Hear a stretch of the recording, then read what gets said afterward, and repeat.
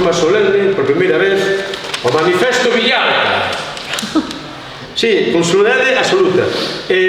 Acabamos de escribir hoxe.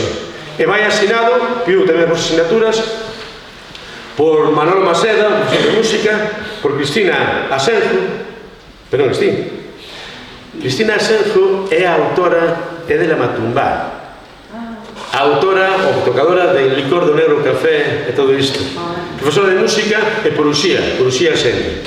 E que estamos reivindicando? A dimensión, a proposta de encontro entre música e poesía de Luisa Villalta, e que ese encontro entre música e poesía, ese estudo conxunto, que se faga nas aulas, e que sexa Luisa Villalta mañán, pasa o 17 ou 18, ninguén lle acorda esa Luisa Villalta.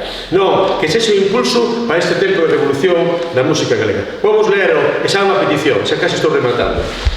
Vou vos ler o manifesto, e se estades de acordo, por favor, non pides aquí e asinades. Poñedes nome e profesión.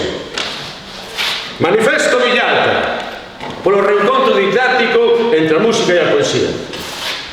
Se consideramos rectamente, a poesía non é outra cousa que ficción retórica composta en música. Con esta cita de Dante, de vulgar e elocuencia, principia o outro lado da música a poesía. O Tratado de Luisa Villalta, que a sitúa como unha figura única, realmente original dentro da escrita contemporánea. Porque Luisa Villalta amplía o concepto do que é literatura. A poesía é máis plena que do tamén é música. Na súa orixe, xa comentamos, e ata a chegada da imprenta, ambas as dúas artes foron o mesmo, e esa relación continuou vizosa ata o presente. A literatura galega principiou sendo música, as cantigas medievais. A música campa no título da súa primeira grande obra, do Rexurdimento, Cantares Galegos.